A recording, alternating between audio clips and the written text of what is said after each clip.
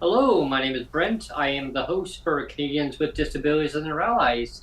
I have Cassandra Pollock joining me for the third charm. Third charm is actually the best way. Hi, Cassandra. Thanks for coming on. Hello, Brent. And Hello.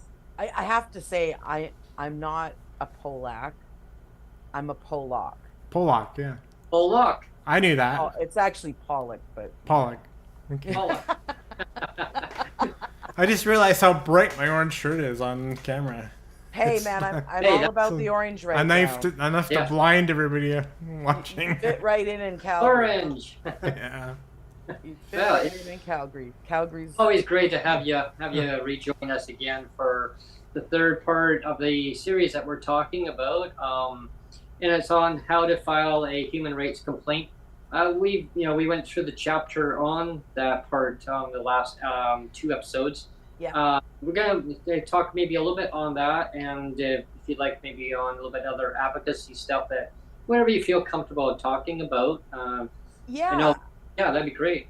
I actually, yeah. So what I was thinking, just as a recap, I think, Yeah.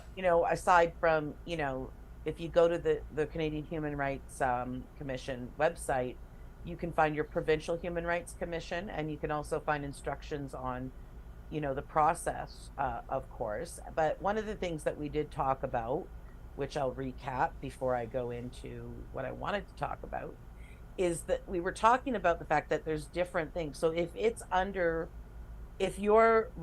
think your rights have been infringed upon underneath the Canadian Human Rights Act, that's when you go to a Human Rights Commission, whether it's the federal one or your provincial one, depending on what the jurisdiction is. So that's under the Canadian Human Rights Act or your provincial Human Rights Act. Those are the times when you go to the Human Rights Commission. But if you think if it's your charter rights, so your rights under the charter of the Charter of Rights and Canadian Charter of Rights and Freedoms, if those rights have been infringed upon and you want to do something about that, you do not go to the you do not go to Human Rights Commission. They do not cover that. You need to go to a lawyer. And this kind of leads into something like that Neil was talking about before, because you were talking about the confusion you had, and even the fact that you even went to a lawyer and they said no, and the Human Rights Commission said no. Yeah. And it was specifically about specifically about how income support for persons with disabilities is administered, I believe. Yeah, I was trying to highlight the systemic discrimination. Like it's kind of baked in, right? I mean, there's so much things that are baked in. It's basically, and the way it was explained to me from the tribunal, the BC Human Rights Tribunal, was, because this is the explanation I got. They were saying, because we also treat say elderly the same way, like we claw back their income as well. So we're basically treating everybody the same, badly, or discriminating the same. They're saying if we're discriminating the same way against everybody, it's no longer discrimination. That's basically the explanation I got. Yeah. Okay. Yeah. So exactly from them, and that's not actually true. that is the person not fully. I mean, when you're dealing with the tribunals and stuff like that, they don't know everything, and it's dependent on the person you're dealing with and their understanding. No.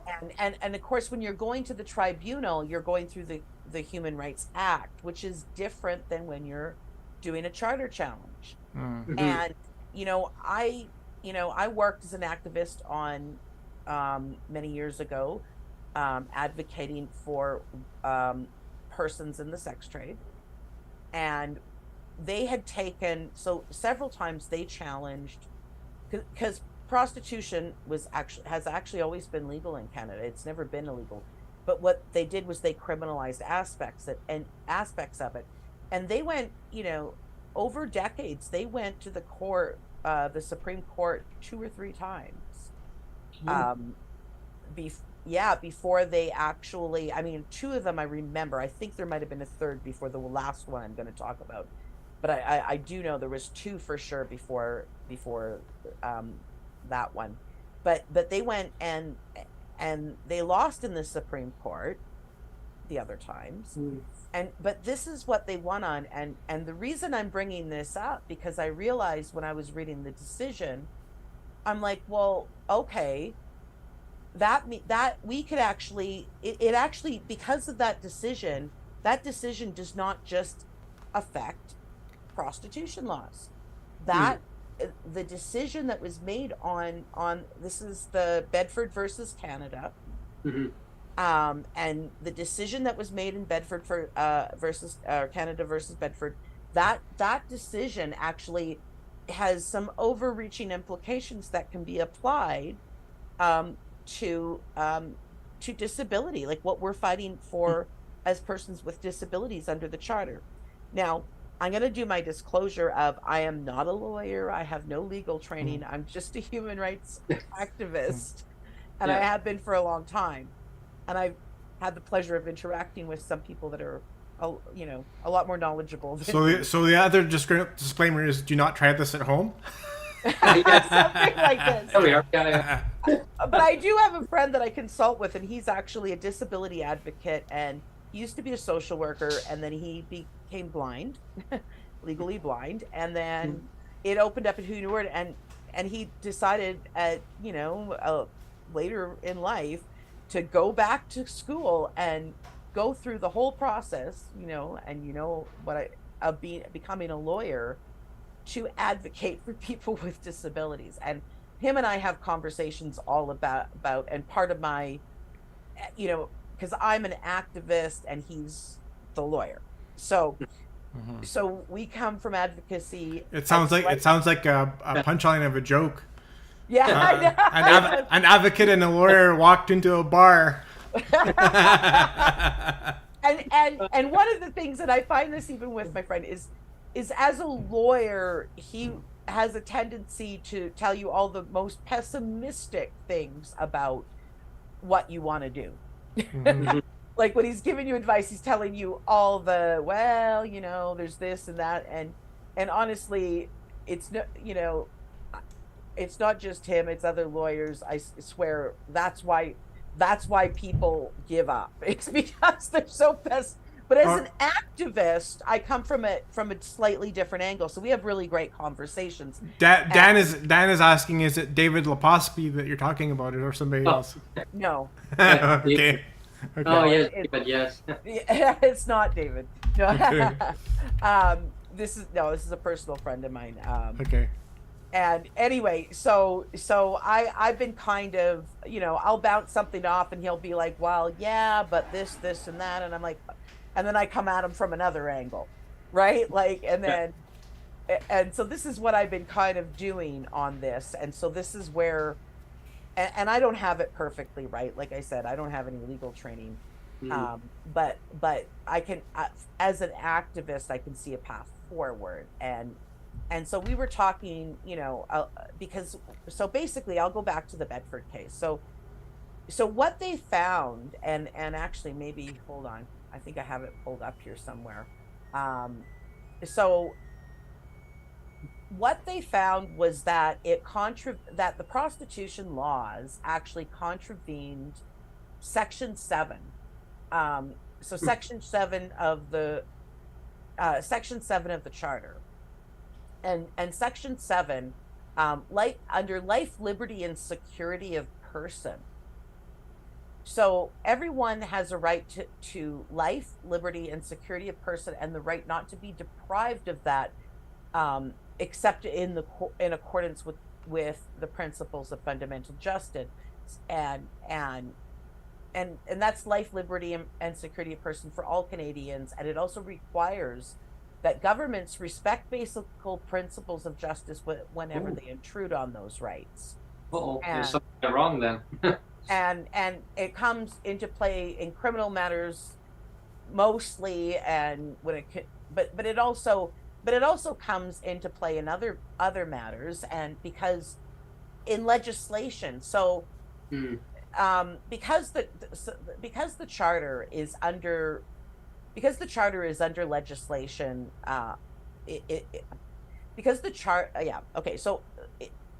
the charter is under a piece of legislation. Well, it's actually which is comprised of many documents, and the charter just multi-layered, which is the Canadian Constitution. Yeah. The Canadian Constitution is the supreme law of Canada. Yeah, the overall.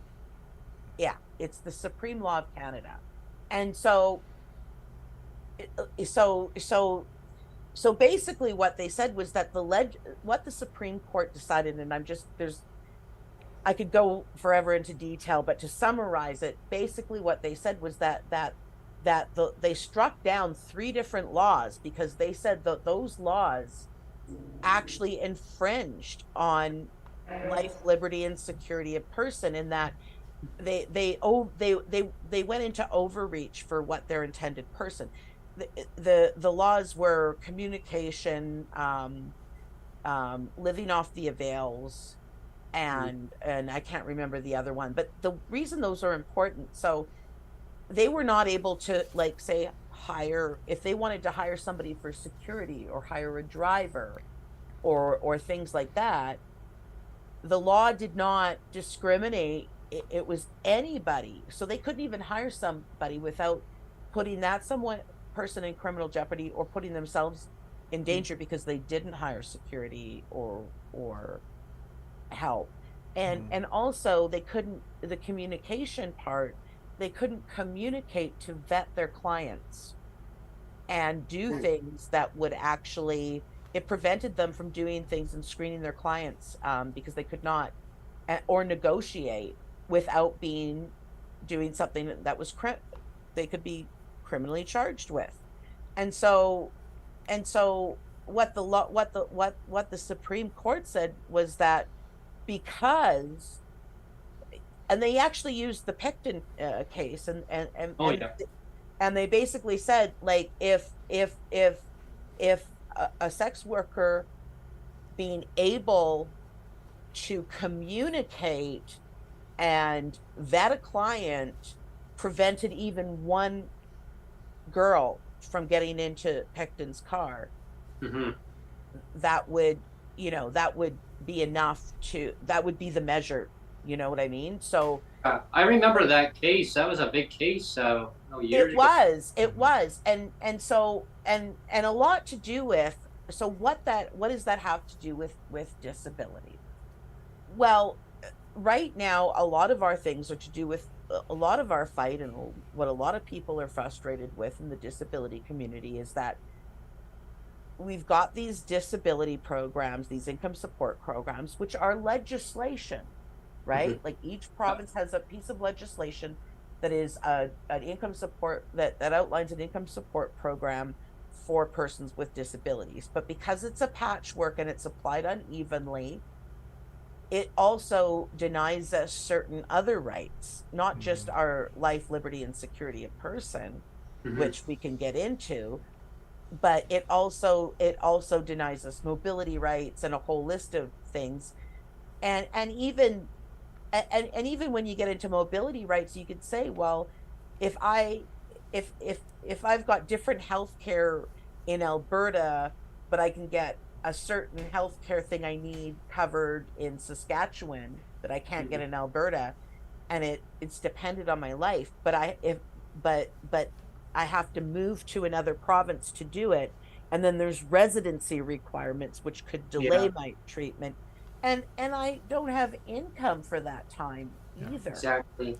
Yeah, we always use the term legislated poverty, but we could also use the term legislated stigma too. That well, yeah, and so then you got to reapply to see if you're still disabled in another province, and that's just wrong. Well, I mean, on so many levels. So there's another thing. So they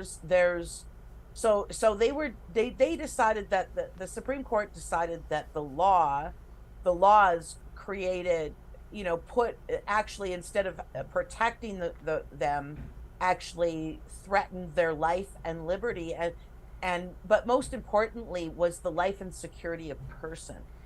And I think we could find, I think that, the disability community as a whole, I think has a case, and my friend he had a bit of an argument because he tends to look at the pessimistic side of things at times, and I'll get into that later. But that would be where we could make a challenge. But also, so there's this other thing that kind of feeds into that, and that's Section 15. So Section 15 is equality rights, equality before and under the law, equal protection and benefit of the law. Every individual is equal before and under the law and has the right to equal protection and equal benefit of the law without discrimination, and in particular without discrimination based on race, national or ethnic origin, color, religion, sex, age, or mental or physical disability. And it also goes on to subsection 2 does not preclude any law, program, or activity that as its object the amelioration of the conditions of disadvantaged individuals and groups, including those that are disadvantaged because of the same, race, national or ethnic origin, color, sex, age, mental or physical disability, etc. And amelioration, we should say, it means to boost up. Yeah. Or to make better. I was getting there. Okay. Exactly. I was going to define that. Okay. Don't worry. Okay. Yeah. So because basically what that whole says, like you said, amelioration, what it's saying is that you can make, if there's a program in place for one of these groups, you can make that better. You can always improve upon it. What you cannot do is you can't take away from it. So you can only change, as far as somebody's inalienable rights under the Charter are concerned, you can improve things for those individuals. You can make legislation to improve it, but if you make legislation that does the opposite, then you're in breach of the Charter, basically. So there has to be something in legislation that actually makes it so that no politician can change it, like take it away, like just only improve. Like if it's in the Charter, they can't take it away. Right. They can make it better. They can make it better, but they can't take it away. Well, that's when it kind of stems into my next conversation on that. I call it Bublé bits. Just for Dan. Dan, that's for you, dude. Yeah, well, it's really interesting. And so, but there's some other things in here, and this is where people get tripped up, and this is often what lawyers actually will try to use even to say, oh, well, it's not because of this. Anyway, it makes it clear that every individual, regardless of race, religion, national, ethnic origin, color, sex, age, or physical or mental disability, is treated with the same respect, dignity, and consideration. This means that governments must not discriminate on any of these grounds in its laws or programs. Okay. The courts have held that Section 15 also protects equality on the basis of other characteristics that are not specifically set out. For example, this section has been held to prohibit discrimination on the grounds of sexual orientation, marital status, and citizenship. And the Supreme the Supreme Court has also stated the purpose of Section 15 is to protect those groups who suffer social, political, and legal disadvantage in society. So discrimination occurs when a person, because of a personal characteristic, suffers a disadvantage or is denied opportunities available to other members of society.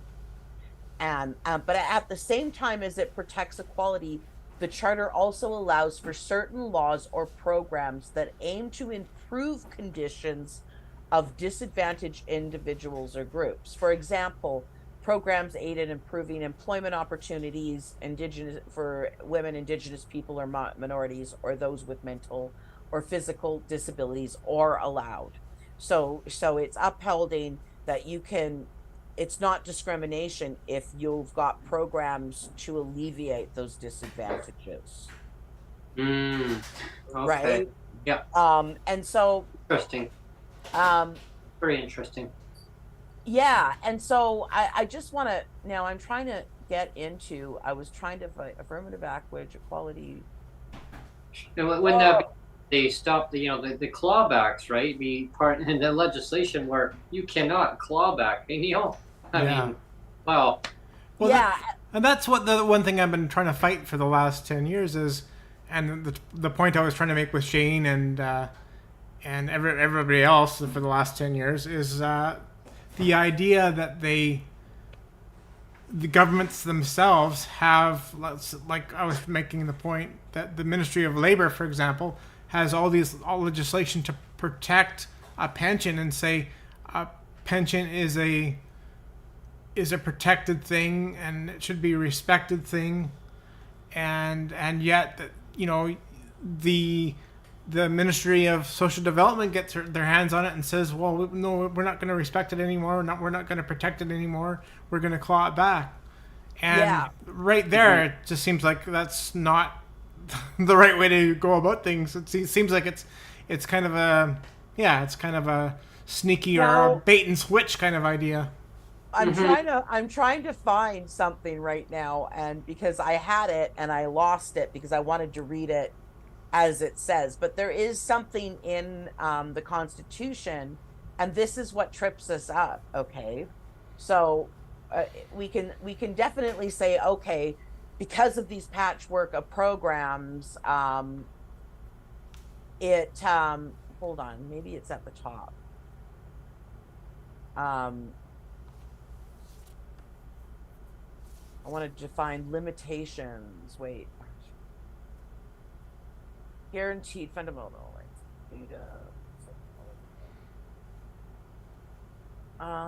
There is something.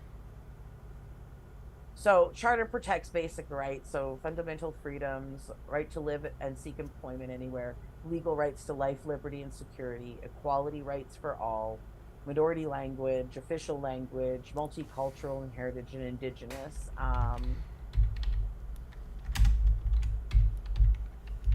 So the rights and freedoms of the Charter are not absolute, and they can be limited to protect other rights or important national values, right? Right? So sometimes if a certain policy or a certain action, it protects the majority of Canadians, but it discriminates against one or two, the majority rights override the minority rights. Right? Like, so, and I don't know. So basically, Democrat, and I'm trying to find, so there's this thing in law that says, and it was about social, I was reading up on social programs, and now I can't find it for any. Well, there's also the notwithstanding clause too, which a lot of people trip over. And I was wondering if you could explain that, or if it's too much to chew on today. Well, let's try that. So one of the things is, and it was to do with social programs, and I'm trying to, so basically, when it comes to maybe it's under mobility rights, treatment, trying to find mobility rights, but one of the thing is that so there is they're allowed to make social programs, right?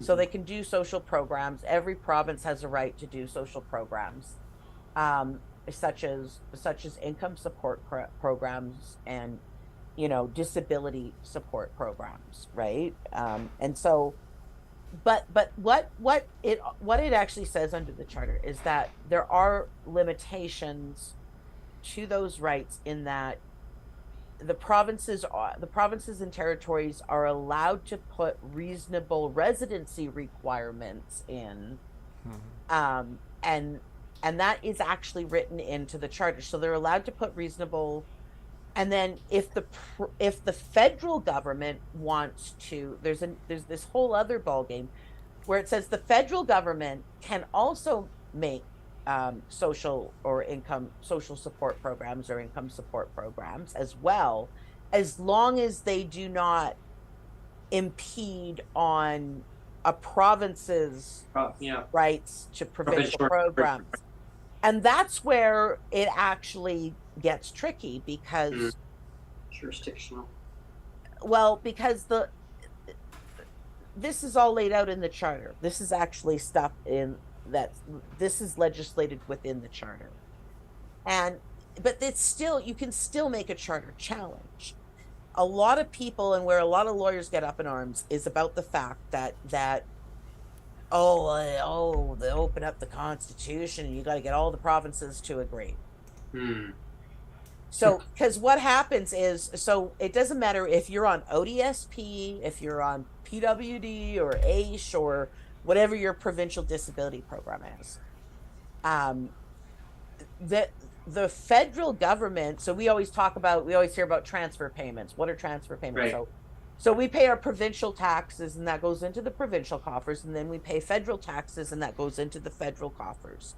And what the federal government does with the tax money that they collect from Canadians is they then give a certain amount to each provinces. So if your province is economically struggling a little bit more, then you'll get a little bit more of a transfer payment to kind of make you equal to other provinces that have a little more.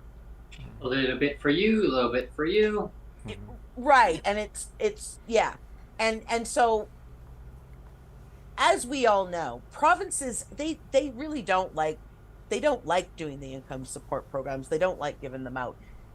But in order to open up the charter, you need to get agreement of I think it's 7 provinces you have to get agreement of. I can't remember the exact number. I think it's 7. I could be wrong. I'd have to go look it up. I don't have it in front of me, but I've heard that number before. But yeah, it might be. Yeah, so you have to get. I think it was 7 out of 10 provinces have to agree to it, or I don't think it's all 10. Like there's but anyway, but it's a good significant number. So that means if the federal government wants to open up the charter, they have to get agreement of the right number of provinces to say, yeah, we will agree to this amendment to the charter in order to make that change. And that's where lawyers get really pessimistic. And a big reason why they get pessimistic, and why even Canadians get pessimistic, is because of a misunderstanding about a very ambitious attempt that was made to update the charter many years ago, and modernize. They tried to modernize it. It was under Brian Mulroney. Was it the Beach Lake or the Charlotte? I think it was both, wasn't it? Anyway, they got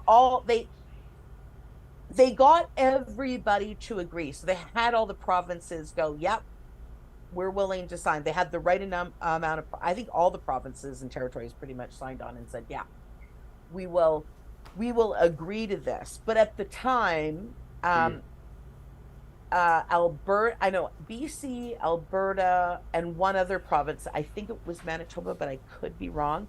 So don't quote me on that. But there was 3 of them that had put into their constitution that if there was going to be in order to agree to a constitutional amendment, they had to do a referendum. Right. It didn't have to be done in every province. Only certain provinces put it into their legislation. There was only 3 of them at the time. But Mulroney decided, so he had got all the agreement. He got what he had met they had met the constitutional requirements to pass these accords that would have modernized our constitution. But because 3, he thought, well, that's not fair. We can't give 3 provinces, even if we've met the constitutional requirements.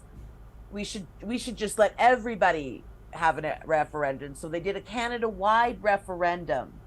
And a lot of people that did not want this modernization spread a lot of misinformation. It's kind of reminiscent of what happened with Brexit. There was all this misinformation. People didn't know what to believe. They're being told different things. I can tell you for a fact today, I voted against it. But if I had known then, if I had known and understood then what I know and understand today, I would have voted for it. But it was because I was my much younger self, and I wasn't, I hadn't been involved in the activist and political field in the way that I have experienced. So I just didn't have the understanding, right? And which is what most people go through. I mean, even when we're fighting elections, and so that's what happened with Brexit in the UK. And so a lot of people, because they didn't know what misinformation, which is right information, what's wrong, and oh, well, that doesn't sound good, so we better vote. And so it got voted down. We didn't get enough Canadians on. But if he had just stuck, here's the thing, it would have passed. It would have passed if he had just stuck to it meeting it already met the constitutional requirements. He did not have. There is nothing constitutionally that said he had to do that referendum across Canada. It was only the 3 provinces that had to do it, and most likely at the time they probably would have. But even if all 3 of the provinces had voted against it, he still had the constitutional obligations met, even without those 3 provinces. So, right. But because of that, because it was such a fiasco, and everything, people have understood from this day going forward, oh, that opening up the Constitution is too complicated. And it's not true. It's not too complicated. If you just stick to what's required, it might not be as complicated. The other thing is public opinion. One of the things, too, with the Bedford case that I like to point out is there was a difference in societal attitudes when they challenged the Supreme Court. Prior to that, the attitudes were different. Now, the only reason they were able to make the challenge after trying it twice is the 2 previous times the challenges were made on a different basis. Oh. Yeah, so it wasn't the same basis. They found a new angle in the charter to make the charter challenge, and that's why they were able to go forward. But there was also a change in attitude in society, right? Like people in they did a survey, and it was something like 85 some odd, or maybe a little give or take 80 something. Yeah, I think it was close to 85% of Canadians said that they thought that sex work should be completely decriminalized and treated as work. And so that was another change that was going on at that time. And so lawyers like to stick to the law and blah, blah, blah, but public opinion. And one of the other things that my friend said to me goes, because I keep throwing this, and it's like, well, you said that, but what about this? And what about that thing I do to him? And he finally he's like, well, he goes, here's the thing. I hate to be a pessimist, but currently, given the makeup of Canada, if you look at the current provincial governments that we have, right? A lot of conservative-led governments right now that are actually opposed to would probably oppose a lot of what we want to do to help people with disabilities. And how do we know this? Well, because we can just watch what they do daily with legislation around people. And so he felt pessimistic that at this time would not be the time to do the challenge. And so what I think is important in talking about that, okay, so it's not the right time. We know, there's challenges. We could probably challenge parts of Section 15 with Section 7 and so forth. Okay. I always find it funny. They'll say, "Oh, well, it's not the time." Well, when is the time? Yeah. When is the time that we improve people's lives? It's about public opinion. Yeah. It's about what society so. And I think I think there was decades of activism that went into prior to the Bedford case, like sex workers. Most people don't know this. There is a global consortium of sex workers, and they've been there's a Canadian-wide network, and these are women that are activists that are saying it's work.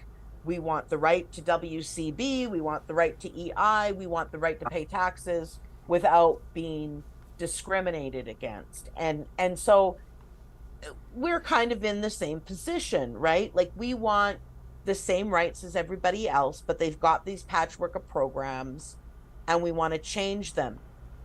And if we want, and in order to get a fully federal benefit, where we might have to hold their feet to the fire, it would be a constitutional change there would have to be a change in the Constitution to allow them to do a fully federal benefit and take the income part out of the hands of provinces. Yeah. And so that's where the So how do we do that, though, right? How do we do that? How do we get to that point? Yeah. And that's where I go back again to the Bedford case, because there was decades and decades of advocacy that was centered around changing societal attitudes, but not just changing societal attitudes, but showing people a different way to look at things. Like, no, it wasn't just about the attitude. It was about showing people a different way of looking at something. Like, it was something that was ingrained in them from that they were children, that this certain segment of women was somehow less human than other women.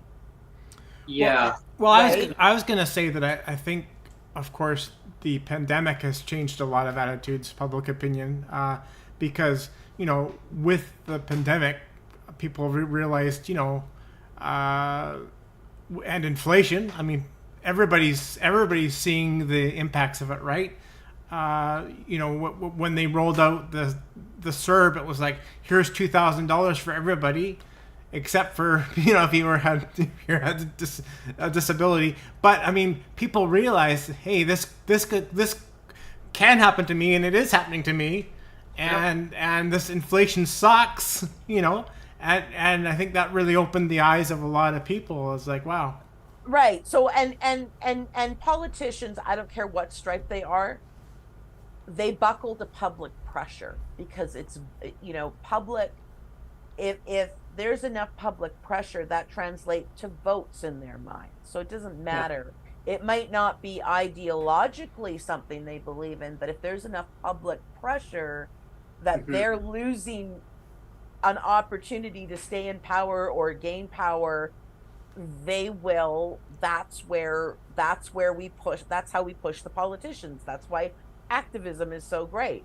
I mean, we can talk about the Bedford case, but we can also talk, if you look at the entire civil rights movement, right, in the United States and Canada, and it is the civil rights movement is alive today still. We are still fighting civil rights for the BIPOC community, and it's still there. But when you look at how far we've come, that did not happen with one action or people giving up. It happened it was cumulative actions and strategies. And sometimes it's only changing one aspect. So I know some people get discouraged, like the Canadian disability benefit. we wanted them to put in this benefit that would, like, because we were like, we're done with provinces. They give us they give us crumbs. They won't give us enough to live.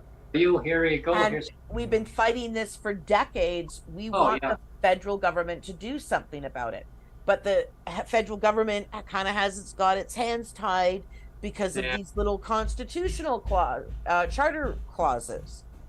And so how do we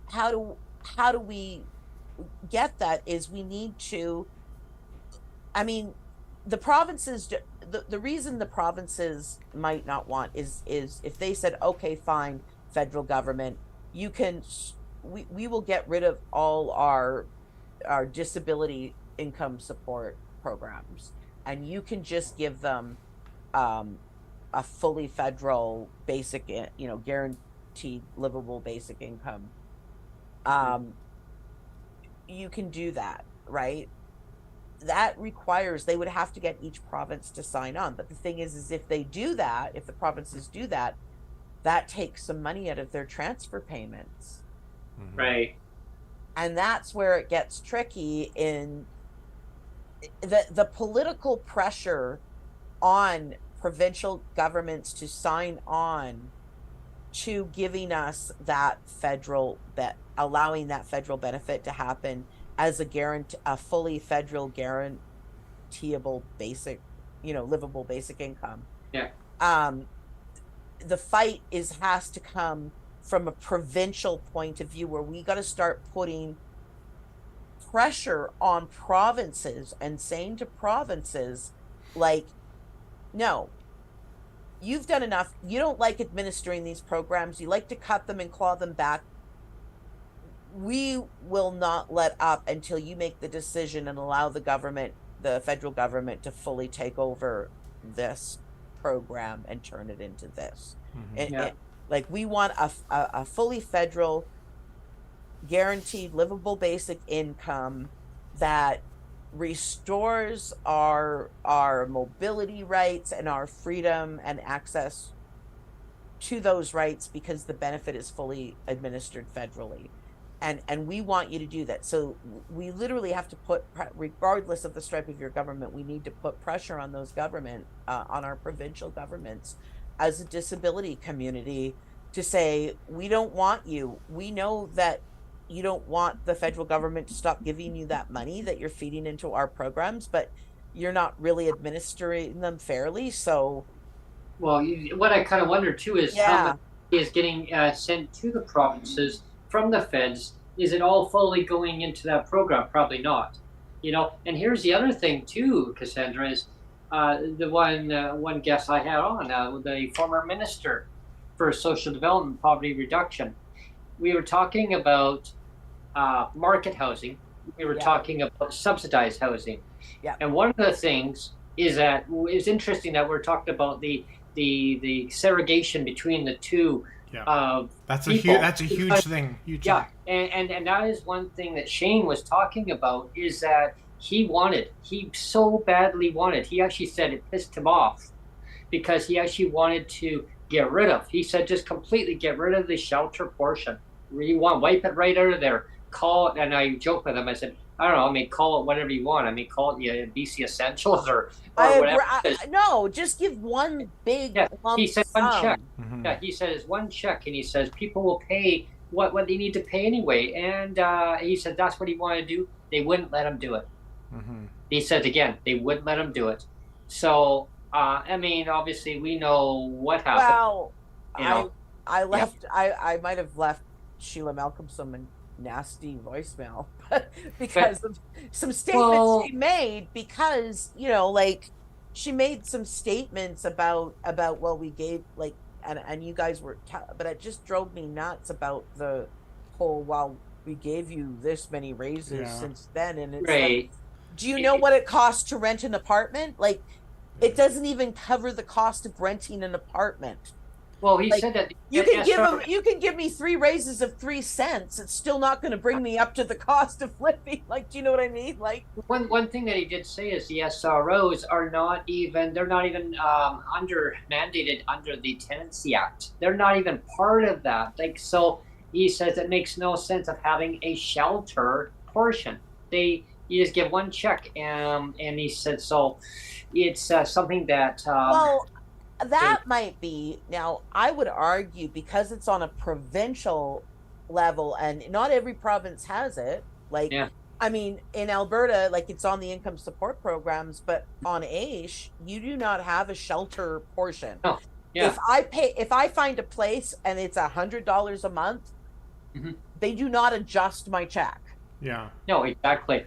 Right? Yeah. Like if I'm sleeping on somebody's couch for 100, they don't care as long as I have an address that I'm living at. The other thing too is when Shane was on, not this last time but the time before, remember he alluded to the fact that that the government wanted him to sign something and he wouldn't do it. Right. And I wonder what that is, and that's why I kind of poked it in, and I said, "What are you going to do, an expose of behind the scenes?" Because I kind of wonder, like, what was it that they wanted him to do?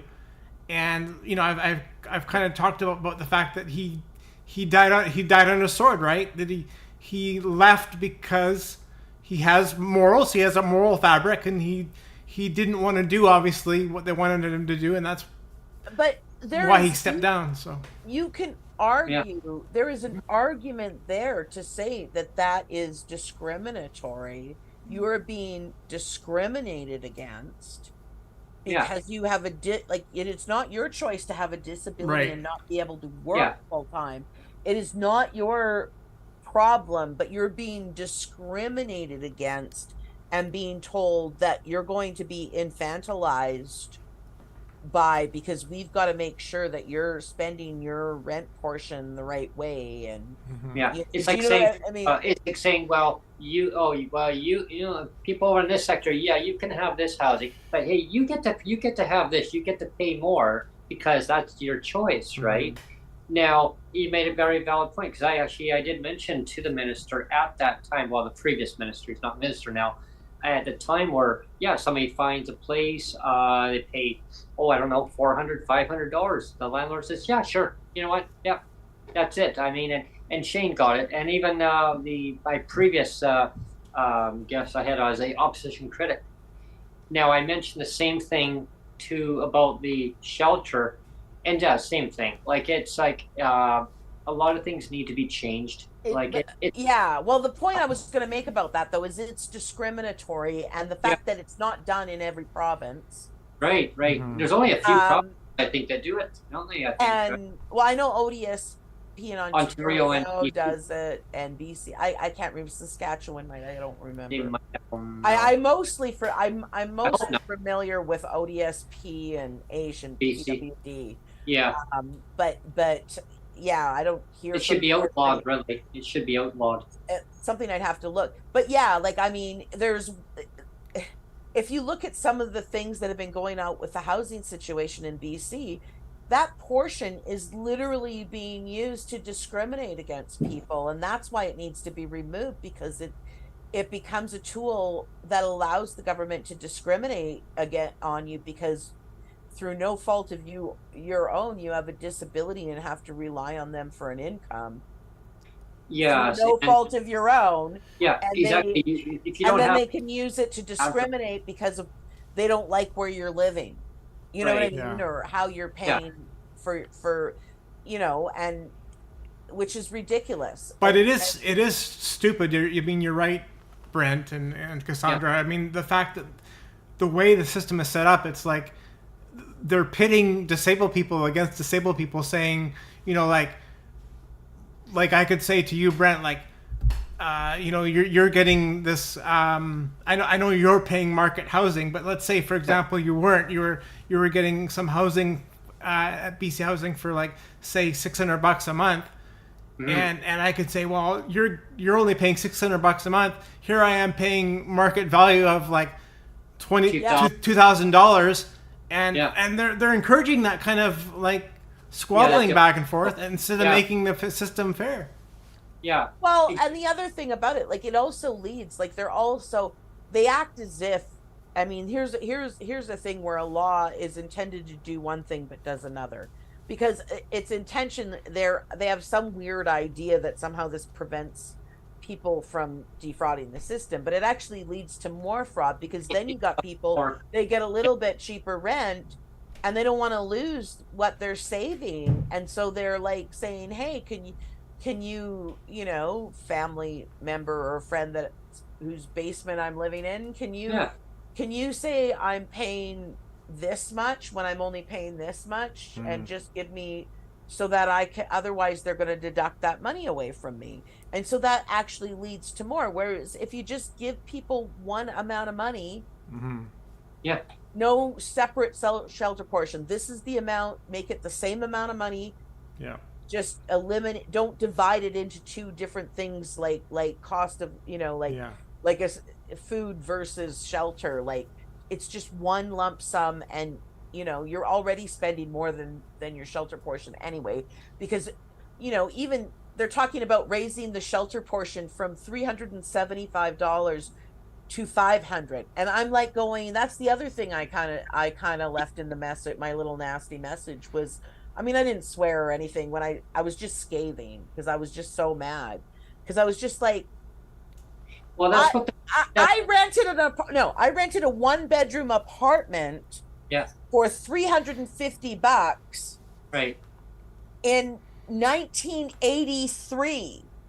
Whoa. 20 years ago. Right. Like, they're giving you, and now they're giving you, like, so, and 1983 actually is at 20, no, that's 30 years ago, isn't it? 30 years ago. Yeah, geez, yeah, that 30 years ago. 30 years ago. Yeah, wow. That's 30 years ago. That's 3 decades. But think about this. I was paying $600. Did you say 83 or 93? I was 83. 83 is 40 years ago. And the shelter. Oh wow. Oh god, now I feel dated. The shelter back then was $275. Yeah, but your check, I think anyway.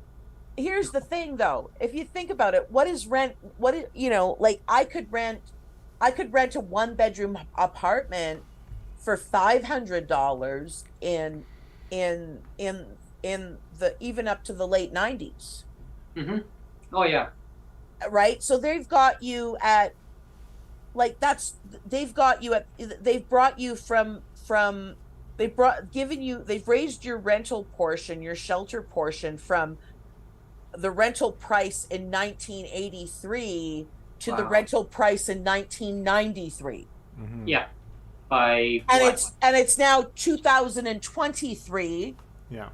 And rents are like 2,500. 4 or 5 times higher than what they were in 1993. And 93, and it just blossomed all the way up. You know what I mean? And it's like you're 20, you're like 20, 30 years behind the ball here.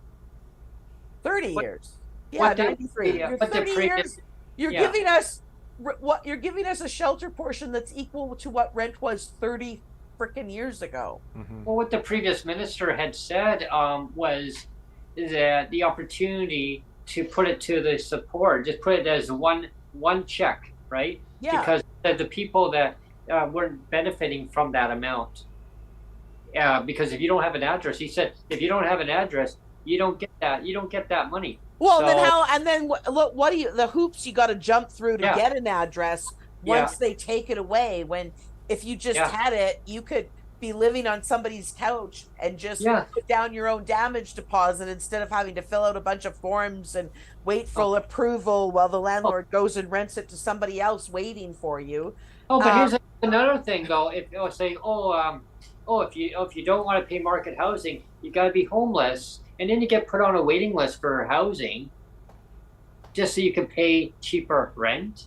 Yeah, but the thing is you got this 10 or more year long waiting list because they don't have any housing. So saying, well, you can get into social housing. No, I can't. Like, why have I got to wait 10 years? So you got to wait 10 years to get social housing. And they're telling you, like, it doesn't make sense. And the other thing, like I was looking at living income, I did an analysis, I did some research, and I found living incomes across Canada. So the average living income, this is for a single person that does not have a disability. Oh, okay. So this is for a single people without a disability. This is what these living wage numbers are. The average living income for, if you average it out across Canada, is 45,000. Wow. Ooh. Wow. Yeah. That's the living income. In Alberta, a living wage is $22.40 an hour. So a living income works out to $896 a week, or $46,592 annually. That's what a living income is in Alberta. In BC, a living wage would be $24.29 an hour. So what's a living income for a single person without any disabilities at all? It's $971.60 a week. So that's an annual living income for a person living in BC that is a single person, without any dependents, without any disabilities, $50,523 annually. Wow. Okay. Holy. And they're now, and I could go on. I've got the numbers. I got the numbers for every province, and what would be a livable income in every, or living wage versus a livable income in every province. But just looking at BC and Alberta, right? Like alone, what the government's measure of how their measurement of what they call a poverty line is anywhere between 40 to 50% of what an actual living income is, a livable income. So and this is what's so convoluted about these politicians. It's like, if you're not making a livable income, you're living in poverty. So isn't that the real poverty line? Like, why are you telling us the poverty line is 50% to 60% lower than what an actual livable income is? Right. And that's both the federal and provincial governments that have been, that's discriminatory in itself. Like, it's and that's what I keep getting on Jeff. Like, I know you've seen my tweets at Jeff on Twitter. I keep saying livable income is the real poverty line. If you're not making a livable income, you're living in poverty. That's the poverty line, not this other made up number that they've come up with to try to give out as little as possible. That's not the real poverty line. The real poverty line. It's like the line is like less than half of the half. Right. Yeah, like they're saying like 21,000 or 22,000 or something like that. It's like, are you on drugs? A livable income is like 45,000 if you do the average across Canada.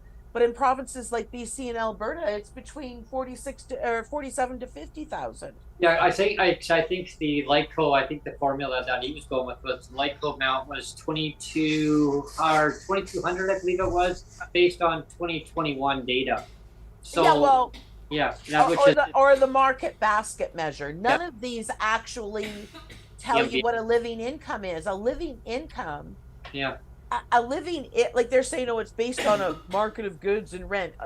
Bull crap. We all know that's not true, because if we all go to the grocery store and pay our rent, and we know their stupid market basket measure does not reflect what we're paying. But what they call a living wage or a living income, that actually does more accurately reflect what it costs, the minimum it costs to live, because that's accounting for all your living income is accounting for all your transportation, the ability to, buy clothes, so you don't have to have holes in your running shoes in the middle of winter.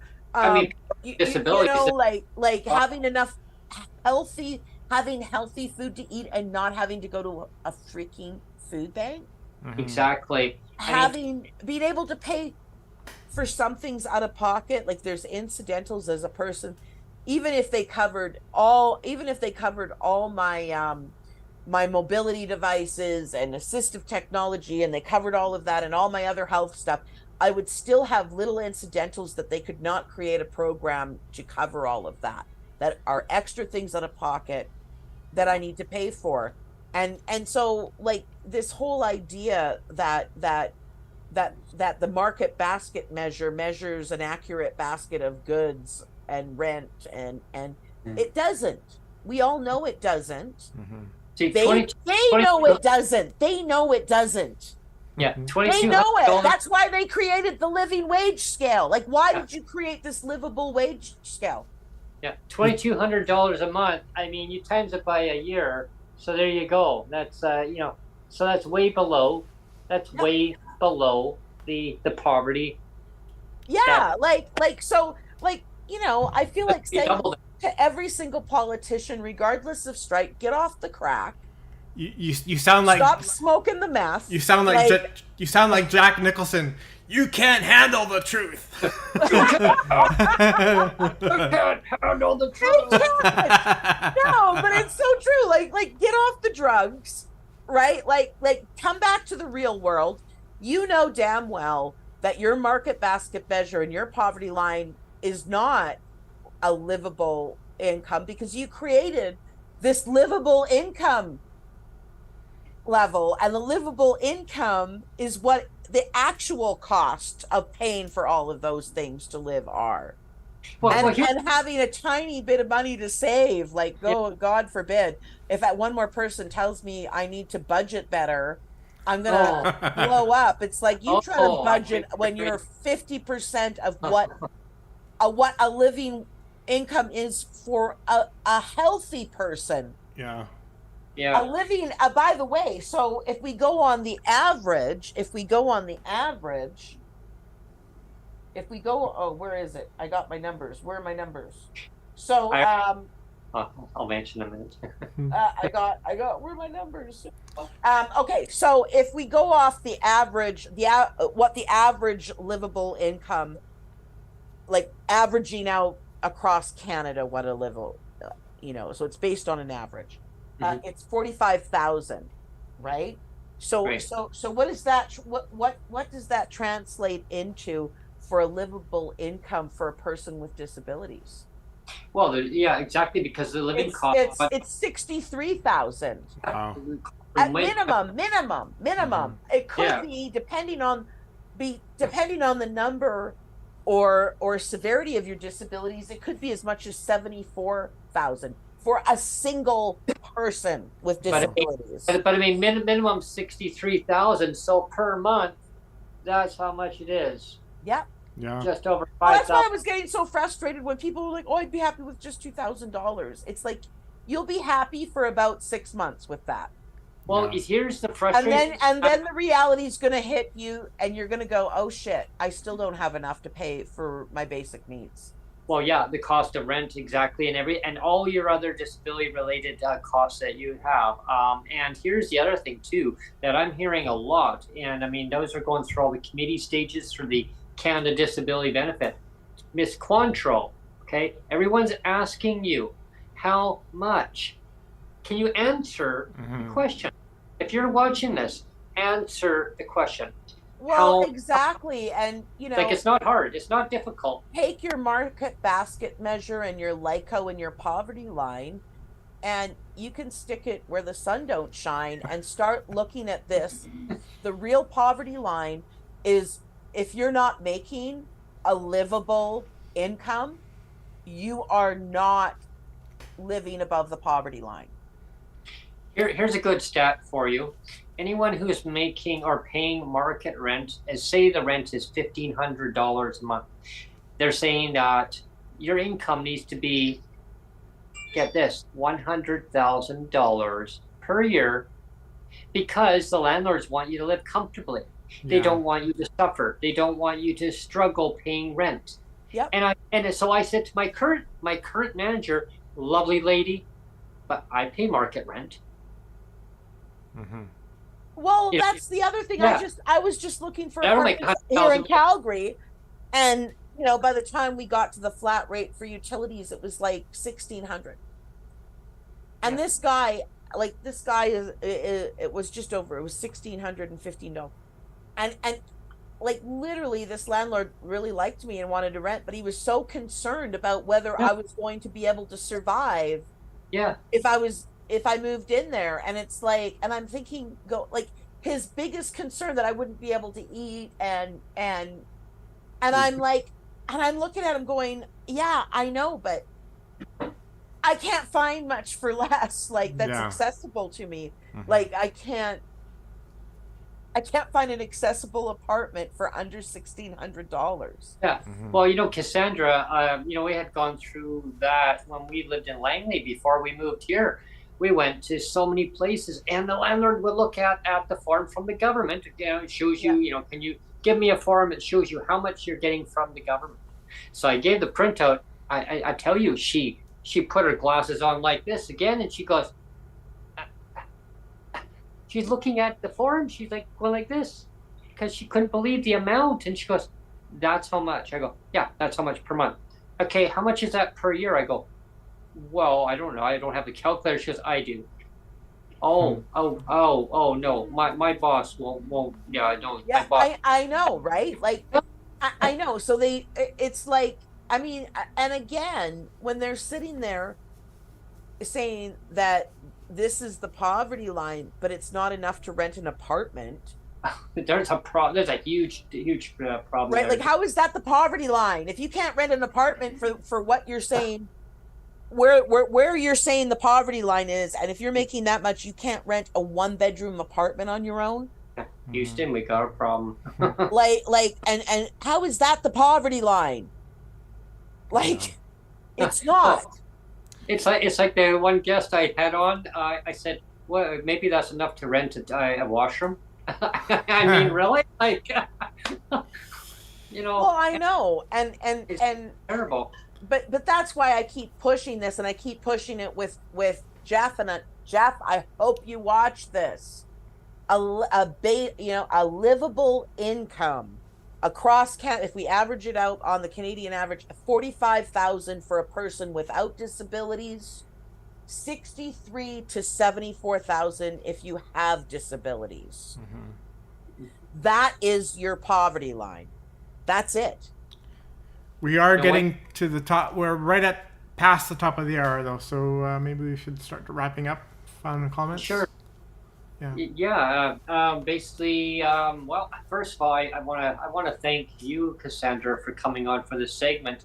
I'll have you on another segment. We'll talk about poverty line stuff. We'll talk about income supports, different viewpoints on where we see things going with the Canada Disability Benefit, and stuff like that. Housing, and yes, the housing. We're gonna reach out to. Have you been talking to her? Yes. And. Yeah. Well, no. We're going to be reaching out. I think Neil and okay. We'll reach out to her. Yeah. Yeah, we're gonna get. You've been talking to her. Okay. Yeah. Yeah. Good. Yeah. No, she's on it. Like, she's fast. She's like. Oh yeah. But she's knows her stuff. She's amazing. A lot of great topics that we're gonna dive in. No, you guys are gonna love it. I had a great conversation. I was at a rally with her a couple Sundays ago, and I met another really great community leader. He started an organization called Be the Change YYC, and on Chaz Smith. They're both amazing. We had a really good conversation about this whole housing situation and stuff. I mean, because there is a two-pronged approach. Governments do have to look at the housing, especially in Alberta. I think we're the only province in Canada that has no rental control at all. And none. The only limitation they put on landlords is you can only raise it the rent once a year. That's it. That's the only limitation they put on them here. And so we're kind of ground zero for this housing as a human right stuff. and that's what the rally I was at. But in closing, I also want to send a message to everybody, like, we need to start, if we want to change the Constitution, if we want a fully federal guaranteed livable basic income for people with disabilities, we start by pressuring our provincial governments into letting the federal government do that. And we need to start thinking of strategies and how do we put the pressure on our provincial governments so that they can sign off and we can force the federal government to do a fully federal guaranteed livable basic income for persons with disabilities and take it out of the province's hands. But we need to put the pressure on the provinces so that they will agree to that. That's where we have to do it. And my closing statement is, well, you know, everybody, as you know, I mean, I advocate really hard on I bring all the voices together, right? And I echo exactly what Cassandra's saying too. As we know across the country, right, we're all citizens. I mean, regardless if you have a disability, you don't have a disability, you can develop a disability at any point in time in your life. You're born with it. You can have a fluke accident. You could be crossing a road. You could get hit by a car. I almost saw an accident earlier today. It was a sideswipe. It could have been a really catastrophic accident. Person could become disabled. And then, you know, they could end up on provincial disability, or maybe their insurance company's going to take care of them. I don't know. Regardless, they're still going to become disabled. And if they're on provincial, then there's, I mean, you won't survive. You won't. So here's my message to the government. Exactly what Cassandra just mentioned. Obviously, you can't seem to get your policies straight. Okay? Do you need help to get the policies straight? We've got enough advocates across each province in this country, each jurisdiction, right? We've been telling you over and over and over, get the rates way above, way above. I mean, is there a limit? No. Is there a limit on your disability? No, there's not, right? Yeah. Give the people Is there a limit on your life? Exactly. Like, is your disability? How much is your life worth? Yeah. Is there a price? How much is your dignity worth? Right. Yeah, exactly. And so my point is that if you can't handle your programs, let the federals deal with it. One payment, and hey, keep the medical. And in the words of Aaron Brockovich, what is your spine worth? Yeah. You know what? Here's another one. Show me your money. Yeah. That's right. Show me the money. Show me the money. Right. Okay. So we're quoting a lot of movies today. Yeah. But you know, the fact is that it can be a lot better of a country, right? We can do this. And you know, my guests have had on, they've all said the same thing. You've noticed that, Neil? They've said the same thing. Pressure the government. Pressure your local government. Make them do it. And these are coming from a former minister who's pissed off. Now we know, right? And there's more I know he'd love to talk about. I know he can't. Yeah. And you know, we'll have him on again for sure. Well, I want him to write that book, and then I'll be first in line to purchase one. Yeah. What would be ideal is if we can put pressure. Here's the ideal situation: is if we can put pressure on our provincial governments to go to the negotiating and saying, we'll sign on to your disability benefit if you make it, if you just take social services for disabilities out of our hands and give them a guaranteed livable basic income. Well, if people pressure our gut, because ultimately it's our provincial governments that have to agree to it to allow it to happen. So that's where we need to put our pressure. Anyway. Well, I mean, people are suffering, and they don't need to suffer in a very wealthy country, right? I mean, we should be taking care of our citizens rather than taking care of oil industry. I mean, all these other industries that don't pay their damn tax. Oh, yeah. Pay your tax. You want to do business in Canada? Pay. I heard Horgan went to the private sector working for a coal company. I heard about that. Yeah, that's taking some heat on that one. Yeah. That should be interesting where that one goes. And speaking of that, we got 2 by-elections going on in BC. Ooh. Got 2 Horgan's former constituency, and Mark's former constituency. Yeah, so it's gonna be interesting.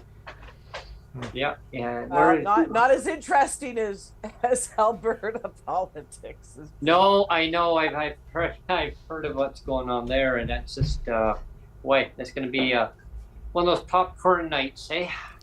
Yeah. Definitely, yeah. Most definitely. So, Neil, what's your closing statement? My closing comment is just do it. I love it. That's great. And so it's stay tuned, everyone. There's going to be more segments coming up soon. There's going to be more Breaking with Brent. There's going to be my new segment that I now launched. We've done 2 segments already. It's Coffee Time with Brent. It's more of a casual, relaxing, coffee time. Walk along some nice lakes or look around at some scenery. More just kind of go with the flow. Breaking with Brent is kind of more scene stuff. What's happening right now? We're action. Hey, maybe if there's some kind of by-election might pop in there, and hey, we're live on location. But the last Coffee Time it was really cool. Actually, I enjoyed cutting that one together. It's also in my watch later list. Yeah. I actually had some live performance there, and the damn wind got in my way, and people were broadcasting live. I asked them. I said, "Do you mind?" They're like, "Yeah." Unfortunately, I had to cut it because you couldn't hear anything, so we had to cut that part out. Unfortunately, the one line he says, "We need to get you." There's a type of microphone that you can get that you can plug into your phone. Yeah. For podcasting. Oh, well, that might help with the wind cutting. Yeah. Well, there's a blanket or something that you put over it, and it really buffers the wind. Yeah, but there's an actual there's a special microphone that plugs into a cell phone. They call that a dead cat when you put something over the microphone. Yeah. They call it a dead cat. Yeah. Oh yeah. Yeah. Yeah, that I know what you're talking about, but over and above that, like because it would also help amplify when you're out on the street, kind of doing your thing. Oh, okay. That'd be. I'm gonna go look into it for you. We need Michael Bublé to step up and be our sponsor. Yeah, we're looking. I love Bublé. I'm still seriously gonna track him down. Still, I'm working on it. Oh, good luck. I really do want him on the show. Legitimately Can I be want him on the show that day? I don't know. we'll see. But I'm seriously, that's one of my life goals is to get him on the show. That would be Yeah, we're looking at Tim Hortons as a sponsor. We're gonna keep on pounding with them and see what happens with it. I think it's good because you can promote their product, regardless of whatever company it is. You promote their product, and then you can give out their goodies out to other people, right? As they're saying, hey, you're giving back to the community, giving back to people, and for watching. What's more Canadian than Tim Hortons and Michael Bublé? Well, I really it's hope a marriage made, it together. Yeah. Oh, yeah. I mean, it's wow. Definitely. We're gonna get the Beebs in there too. There you go. Well, And then they can have Bublé bits. Bublé bits. Bublé That's bits. why I'd rather see Bublé bits. That's why I threw the comment into Dan. I did Bublé bits. I just threw it in there, right? But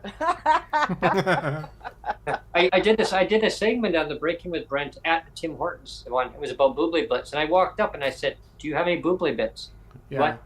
People can go back in our watch history and look up the Breaking with Brent and see if you can find it because it's hilarious. It is really hilarious. I want to see that one now. Yeah. And we really appreciate everybody that has subscribed, and we're up to 188 subscribers now, so that's pretty cool. 188 subscribers. Awesome. If you like it, subscribe, share. Yeah, exactly. we want to get to 1,000. Yeah. Exactly. And if you like it, subscribe, share, please, and thank you for watching, everyone. Mm-hmm. Yeah, until next time. Until next time. Yes. Same bat channel. Yes, exactly. Watch the news feeds because they'll be coming. Okay. Thank you. Goodbye, Ron. Bye-bye. But